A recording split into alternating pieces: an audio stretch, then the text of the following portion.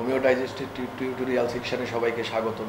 শিক্ষার্থীরা, আজকে আমি প্রথম বর্ষের হোমিওপ্যাথিক নিয়ম নীতি বা প্রিন্সিপালস অফ হোমিওপ্যাথির একটি টপিক নিয়ে আলোচনা করতে যাচ্ছি।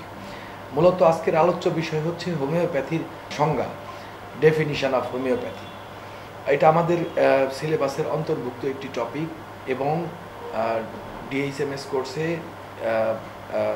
প্রথম বর্ষের হোমিওপ্যাথিক নিয়ম নীতি এই সাবজেক্টটির অন্তর্ভুক্ত। এই সংজ্ঞার ব্যাপারটি নিয়ে আলোচনা করার আগে আমাদের শিক্ষার্থীদের যা জানা দরকার তা হচ্ছে সংজ্ঞা কেন গুরুত্বপূর্ণ, কেন সংজ্ঞা সম্বন্ধে আমরা মনোযোগ দিব। সংজ্ঞাকে হয়তোবা অনেকের খুব হালকাভাবে চিন্তা করার একটা প্রবণতা থাকতে পারে। অনেক সময় আমরা সংজ্ঞা পড়ি প্রতিদিন, এটার কি, ওটা কি, এর সংজ্ঞা কি, অমুক কি বলেছেন, অমুকে কি বলেছেন, তার ব্যাপারে মতবিরোধ কি, মতবাদ কি। কিন্তু মূলত চিকিৎসা শাস্ত্রের মতো একটা সিরিয়াস ব্যাপারে সংজ্ঞা কখনোই হালকা কিছু নয়। এটা দর্শনের বিভিন্ন ধরনের, বিভিন্ন মতবাদের আঙ্গিকে বিভিন্ন ধরনের সংজ্ঞা দেওয়ার মতো বিষয় নয়।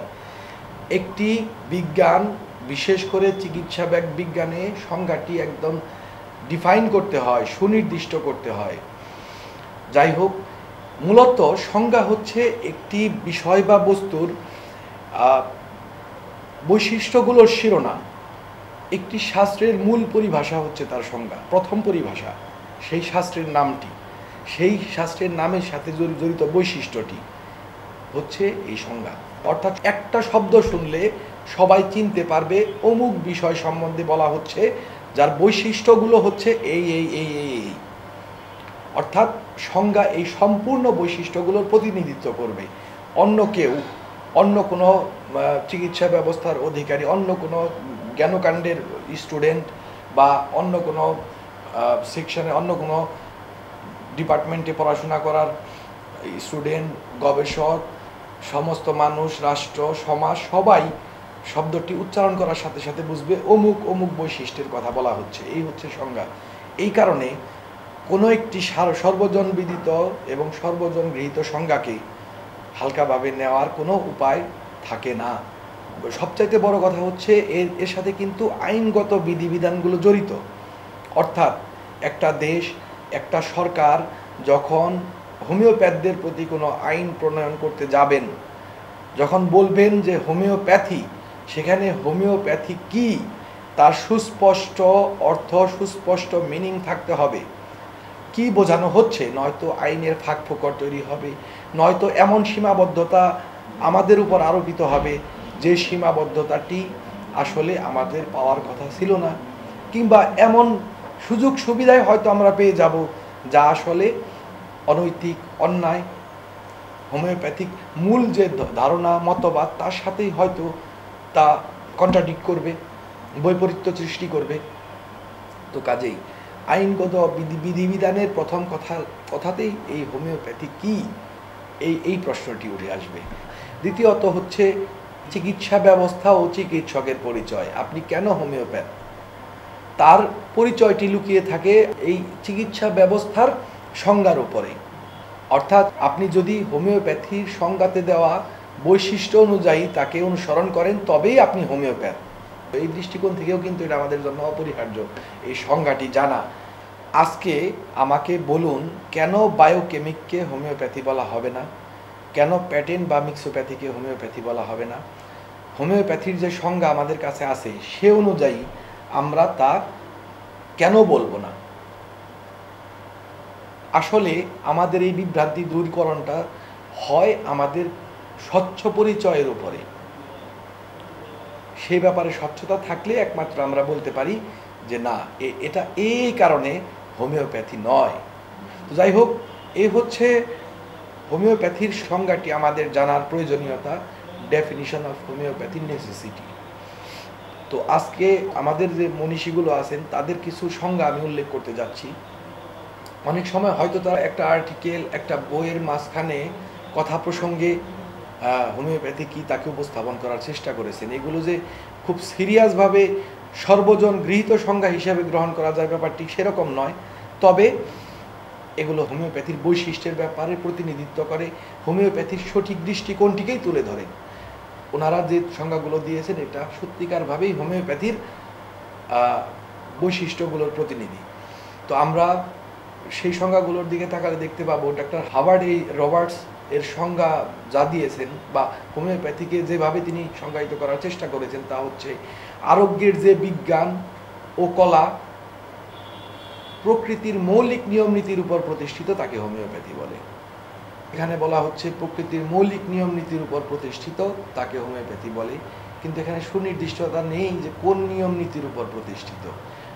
তিনি হয়তো সংজ্ঞা দেওয়ার জন্য এই সংজ্ঞাটি দেননি, আমি ঠিক তার সমালোচনা করছি না, কিন্তু শুধু আমি আপনাদের সামনে শিক্ষার্থীদের সামনে তুলে ধরলাম যে চিন্তা করলে কিভাবে করা যেতে পারে, কিভাবে আমরা আরো পরিপূর্ণ বৈশিষ্ট্যের অনুসন্ধান করতে পারি।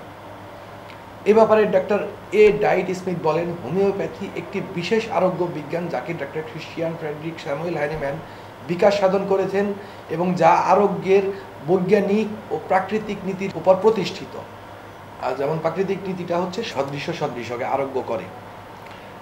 যাই হোক, উনি মোটামুটি একই কথাই বলেছেন, এটা একটা আরোগ্য বিজ্ঞান যা ডাক্তার ক্রিশ্চিয়ান ফ্রেডরিক স্যামুয়েল হ্যানিম্যানের দ্বারা বিকাশ সাধন করা হয়েছে এবং প্রাকৃতিক নীতি এবং বৈজ্ঞানিক নীতির উপর প্রতিষ্ঠিত। ডাক্তার গ্লিন ইরভিং বিডওয়েলের মতে হোমিওপ্যাথি এর প্রথম থেকে শেষ পর্যন্ত একটি স্বতন্ত্র নির্ণয় কলা, অর্থাৎ প্রথম থেকে শেষ পর্যন্ত এটি চিহ্নিত করে, ডায়াগনোজ করে। ডক্টর এ পুলফোর্ড এবং টি ফুলফোর্ড হোমিওপ্যাথি যুগ্মভাবে যে সংজ্ঞাটা দিয়েছেন তা হচ্ছে বিজ্ঞানসম্মত, যুক্তিসম্মত, দর্শনসম্মত, নিরাপদ, নির্ভুল এবং শান্তিপূর্ণ, সবচেয়ে বড় কথা এটা একটা কার্যকর পদ্ধতি। এবং ডক্টর টি এফ অ্যালেন বলেন, হোমিওপ্যাথি সদৃশ্য বিধানভিত্তিক একটি নিয়ম নীতিসম্মত চিকিৎসা পদ্ধতি যার নির্দিষ্ট কিছু প্রিন্সিপালস আছে। সহজ কথা, ডক্টর টি এফ অ্যালেন অল্প কথাই কিন্তু অনেকগুলো ব্যাপারকে তুলে এনেছেন। এটা কোন প্রাকৃতিক নিয়মের উপর ভিত্তি করা এবং তার যে আরও কিছু প্রিন্সিপালস আছে সেগুলোকেও তিনি অন্তর্ভুক্ত করেছেন, যদিও অন্য প্রিন্সিপালসগুলোকে তিনি উল্লেখ করেননি যে সেগুলো কি প্রিন্সিপালস। এছাড়া ডক্টর স্টুয়ার্ট ক্লোজ আরোগ্যকারী চিকিৎসা বিজ্ঞান ও কলাকে হোমিওপ্যাথি বলে উল্লেখ করেছেন। ডক্টর গার্ডবরিক বলেছেন সদৃশ্য লক্ষণ ভিত্তিক আরোগ্য পদ্ধতিকেই হোমিওপ্যাথি বলে। সবচাইতে বিস্তৃত হোমিওপ্যাথির যে সংজ্ঞাটি আমি দেখতে পেয়েছি শ্রদ্ধেয় doctor M M Abul Mansur ও শ্রদ্ধেয় ডক্টর গুরুদাস সরকার প্রণীত হোমিওপ্যাথিক নিয়ম নীতি গ্রন্থে। তিনি সেখানে বলেছেন যে চিকিৎসা পদ্ধতি চিকিৎসকের জীবনের একমাত্র উদ্দেশ্য হিসেবে আদর্শ আরোগ্যের পদ্ধতিতে ও আরোগ্যের ধারার সূত্র অনুসারে রোগীকে পূর্ব স্বাস্থ্যে ফিরে আসতে নির্দেশ দেয়, যা সদৃশ্য লক্ষণের চিকিৎসার শ্রেষ্ঠত্ব সম্পর্কে ব্যাখ্যা বিশ্লেষণ করে, যা স্বাস্থ্য, জীবনী শক্তি, রোগ শক্তি, ওষুধ শক্তি, ওষুধ প্রয়োগে ওষুধের শক্তি ও মাত্রা, প্রত্যাবর্ত আরোগ্যের বিঘ্নকর অবস্থা, আরোগ্যের আদর্শ ও স্বাস্থ্য রক্ষা বিষয়ে চিকিৎসকের জ্ঞাতব্য ও কর্তব্য এবং তার চারিত্রিক গুণাবলী সম্পর্কে যথার্থ শিক্ষা দেয়, যা শক্তিকৃত অসুস্থ মানুষের উপর পরীক্ষিত ওষুধকে রোগীর লক্ষণের সদৃশ্য লক্ষণে একক ও অবিমিশ্র অবস্থায় সূক্ষ্মতম মাত্রায় প্রয়োগ করে রোগীকে বিনা কষ্টে তাড়াতাড়ি শান্তভাবে সহজবোধ্য নীতিতে ও নির্দোষ প্রথায় সম্পূর্ণ ও স্থায়ীভাবে আরোগ্য করে এবং স্বাস্থ্য রক্ষার ব্যবস্থা করে, এমন চিকিৎসা পদ্ধতিকে হোমিওপ্যাথি বলে। এটা সবচাইতে বিস্তৃত সংজ্ঞা বলে আমি দেখতে পেয়েছি এবং অনেক কিছুর এক্সপ্লেনেশনই এখানে উল্লেখ করা হয়েছে। কিন্তু এই সংজ্ঞাগুলোকে কেন আমি এতটা নিখুঁতভাবে বিচার করার দাবি করি, কেন বলছি হয়তো বেশি হয়তো কম এভাবে বলা হয়েছে, আমি আগেই বলেছি এর সাথে আমাদের পরিচয়, আমাদের সমস্ত বৈশিষ্ট্যের প্রতিনিধিত্ব, আমাদের আইন কানুনের সাথে, আমাদের বিধানের সাথে, আমাদের দেশের কনস্টিটিউশনের সাথে পরিচিতি, এই ব্যাপারগুলো জড়িত। কাজেই এগুলো আরও অনেক চিন্তা ভাবনার পর সার্বিকভাবে গ্রহণযোগ্য একটি সংজ্ঞায়নের প্রয়োজন আমি সবসময় অনুভব করি। এগুলোর কোনোটাই হয়তো আমরা পূর্ণ বলবো কিনা সে ব্যাপারটি কিন্তু প্রশ্নসাধ্য। যাই হোক, আমার দৃষ্টিভঙ্গিতে, আমার ব্যক্তিগত মতামতে কিন্তু এটা খুব গুরুত্বপূর্ণ। একটা ছোট্ট উদাহরণ দিয়ে আমি বোঝাই। ব্রিটিশ হোমিওপ্যাথিক অ্যাসোসিয়েশন তার জার্নালে হোমিওপ্যাথির একটি সংজ্ঞা দিয়েছিলেন। Homeopathy is a branch of medicine based on the principles that like cure like, namely that a substance which is certain form and dosage causes disease symptoms may also be used to cure illness showing similar symptoms. The homeopathic physicians studies the patient individually as a whole and is chiefly concerned with the cure of the underlying disorder responsible for the symptoms.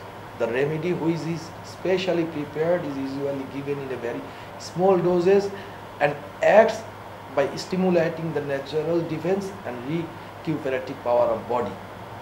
এই ছিল তার সংজ্ঞাটি। আমি যদি বাংলায় বলি তাহলে সংজ্ঞাটি দাঁড়াবে এরকম: হোমিওপ্যাথি চিকিৎসাবিদ্যার একটি শাখা যা সদৃশ্যকে আরোগ্য করে এই মূলনীতির উপর প্রতিষ্ঠিত। আক্ষরিকভাবে যা বোঝায় নির্দিষ্ট প্রকারে ও মাত্রায় প্রয়োগে একটি দ্রব্য যে রোগজনিত লক্ষণগুলো উৎপন্ন করতে পারে সেই লক্ষণযুক্ত রোগে উক্ত দ্রব্যটির প্রয়োগে আরোগ্য করতে পারে। হোমিওপ্যাথিক চিকিৎসক রোগীকে স্বতন্ত্রভাবে একটি অখণ্ড রূপে এবং কেবলমাত্র তার রোগ লক্ষণের জন্য দায়ী অন্তর্নিহিত বিশৃঙ্খলাকে আরোগ্যের জন্য পর্যালোচনা করেন। বিশেষভাবে প্রস্তুতকৃত ওষুধটি অত্যন্ত ক্ষুদ্র মাত্রায় দেওয়া হয় এবং প্রাকৃতিক রোগ প্রতিরোধ ক্ষমতা ও শরীরের নিজস্ব আরোগ্যকারী ক্ষমতাকে প্রণোদিত করার মাধ্যমে তা ক্রিয়া করে। চমৎকার সংজ্ঞা। শুধু একটা লাইনের ব্যাপারে ডাক্তার কাঞ্জিলাল বলেছিলেন যে এখানে বলা হচ্ছে homeopathy the branch of medicine, চিকিৎসার একটি শাখা। তিনি আপত্তি করেছিলেন এটা হতে পারে না, একটা স্বয়ংসম্পূর্ণ চিকিৎসা ব্যবস্থা, পূর্ণাঙ্গ চিকিৎসা ব্যবস্থা যার নিজস্ব দর্শন আছে, নিজস্ব বিজ্ঞান আছে। সমস্ত অন্যান্য চিকিৎসা ব্যবস্থা যেখানে ডিডাকটিভ মেথডে এগোচ্ছে, হোমিওপ্যাথি সেখানে ইন্ডাকটিভ মেথডে কাজ করছে এবং সমগ্র রোগ চিকিৎসা, আরোগ্য, উপশম সমস্ত ব্যাপারে হোমিওপ্যাথি তার নিজস্ব ধারণা পোষণ করে। সেখানে এটা শুধুমাত্র একটি শাখা হতে পারে না। তিনি বলেছিলেন যে আসলে তো হোমিওপ্যাথি একটা গাছ, বৃক্ষ, সেটা একটা গাছের কাণ্ড হতে পারে না। কথাটি আমার কাছে যুক্তিযুক্ত মনে হয়েছে এবং সেই সাথে কাঞ্জিলালি কিন্তু এই সিরিয়াসনেস থেকে আমার মতে সবচেয়ে পূর্ণ ও যৌক্তিক সংজ্ঞাটি দিয়েছেন হোমিওপ্যাথি সম্বন্ধে। ডাক্তার জে এন কাঞ্জিলাল যে সংজ্ঞাটি দিয়েছেন তা হচ্ছে homeopathy is a system of medicine based upon the natural laws of cure সিমিলিয়া সিমিলিবাস কিউরেন্টার with a vitalistic, holistic, individualistic approach to person in health, disease and its cure, and the same approach to all the branches of medical knowledge inherited and acquired, and using the dynamic properties of drugs, especially prepared to release their potencies singly at a time and in a minimum dose.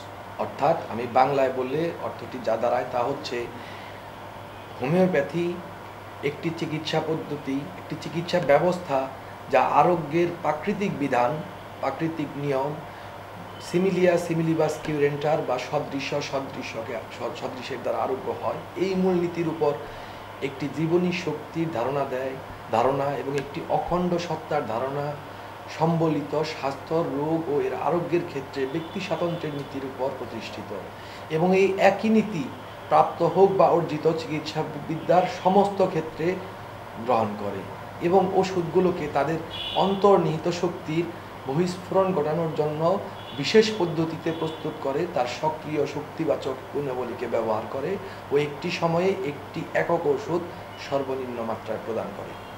মূলত ব্যক্তিগতভাবে আমি doctor J N কাঞ্জিলালের এই সংজ্ঞাটিকে সবচাইতে বেশি পছন্দ করি এবং সবচাইতে পূর্ণতর এবং বাহুল্যবর্জিত সংজ্ঞা হিসেবে মনে করি, কিন্তু ব্যক্তিগত মতামতে কিচ্ছু আসে যায় না। আসলে আমাদের সর্বজন গৃহীত সর্বসম্মত একটি সংজ্ঞার প্রয়োজন আছে। আমি আশা করি হোমিওপ্যাথির সংজ্ঞাটিকে গুরুত্ব দিয়ে বিবেচনা করবেন, এই প্রয়োজনীয়তাটাকে উপলব্ধি করবেন এবং পূর্ণ আলোচনাটা যদি আপনি মনোযোগ দিয়ে শুনেন তাহলে আমি আশা করব হোমিওপ্যাথির বিভিন্ন বৈশিষ্ট্য সম্বন্ধে একটি প্রাথমিক ধারণা আপনারা এই সংজ্ঞা থেকেই পেয়ে যাবেন। সবাই ভালো থাকবেন, সুস্থ থাকবেন। পরবর্তী আলোচনায় আসার আগ পর্যন্ত আপনাদের কাছ থেকে আজ বিদায় নিচ্ছি। আমাদের সাথে থাকার জন্য সবাইকে ধন্যবাদ।